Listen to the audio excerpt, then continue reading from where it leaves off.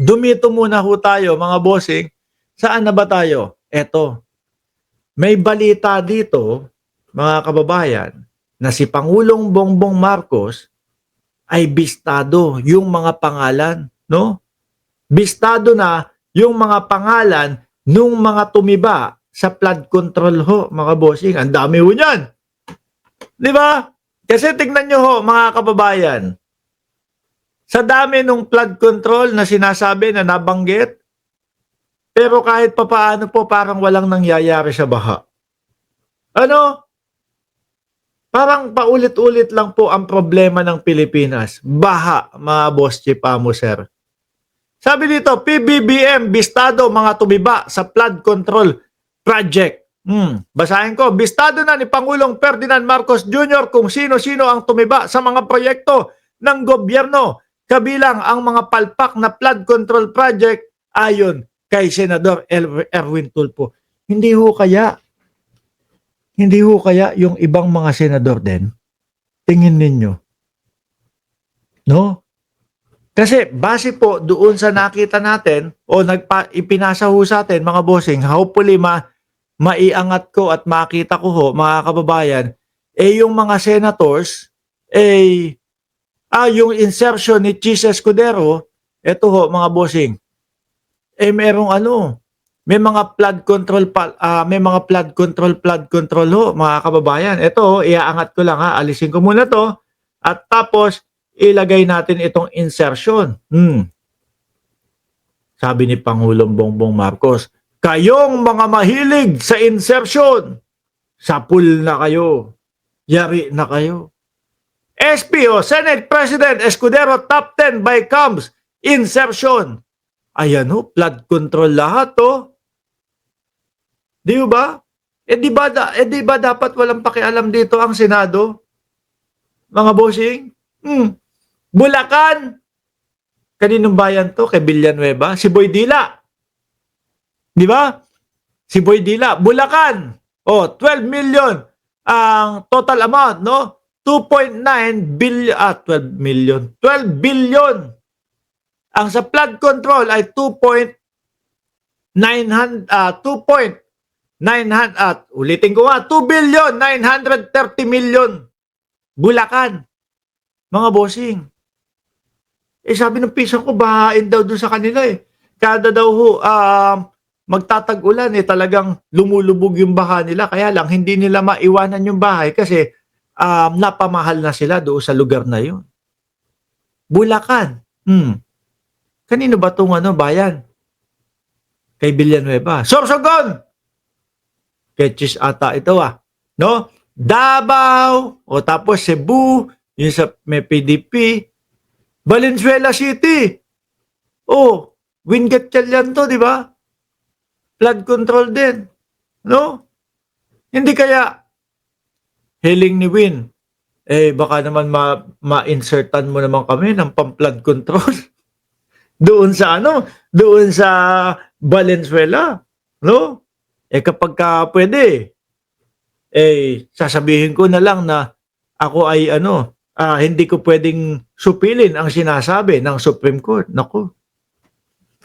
Ang dami Bulacan, Sorsogon, Mindoro, Batangas, Davao, Misamis, pero ang top 5 nasa top 5 mga bossing, Davao. Bayan ni Bato yan tsaka ni ni Bungo Balik tayo doon. Hindi kaya kasama sila doon sa alam ng Pangulo na kumbaga merong kinalaman doon sa flood control. Ibalik na ho natin ito mga kababayan. Asan ba yun? Sorry. Balik natin ho dito mga kababayan.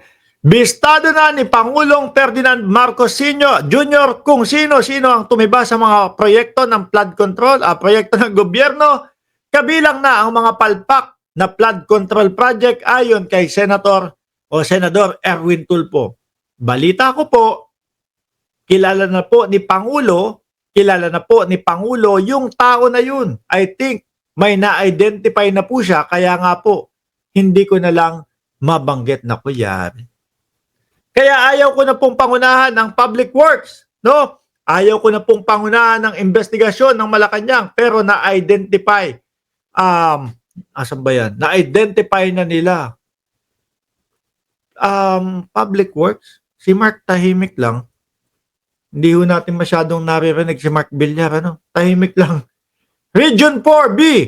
Region 4B!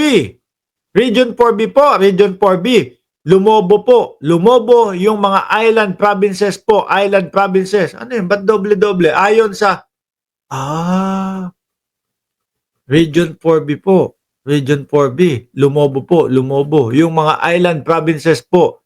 Island provinces po. Ayon sa senador na tinutukoy ang Mindoro, Marinduque, Romblon at Palawan, isiniwalat din itong may 35 miyembro ng Kamara de Representantes ang kontratista, kaya napapanahon na ang panukalang batas para ipagbawal sila sa mga kontrata ng gobyerno.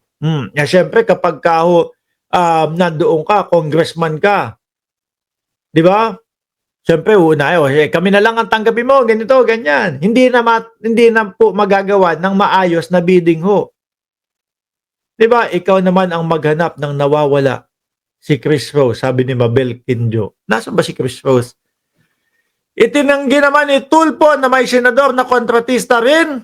No, gayon man, noong 2018, isang senador ang nabunyag na may construction firm at tumiba sa mga kontrata ng gobyerno. Ang maganda ho dito, mga bossing, ay talagang nasisiyasat at inaalam po ng ating Pangulo ang problema ng ating bayan.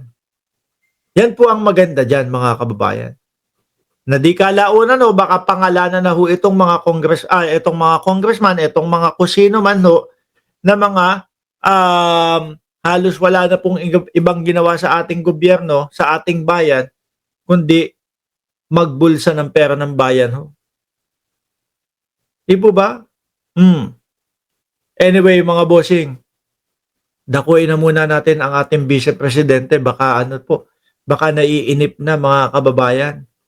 Elmer Valdeselerhorde, pinahirapan mo ko sa pangalan mo. Hindi na kita siya shoutout sa susunod. Watching from Isabela. Shoutout sa'yo. De La Salle University, Polsay. No? Umalma ho, mga kababayan. Inalmahan po ang Supreme Court, mga bossing. Ayan, no? DLSU, De La Salle University, no? DLSU Political Science Department sa Supreme Court, nilusaw nyo ang konstitusyon.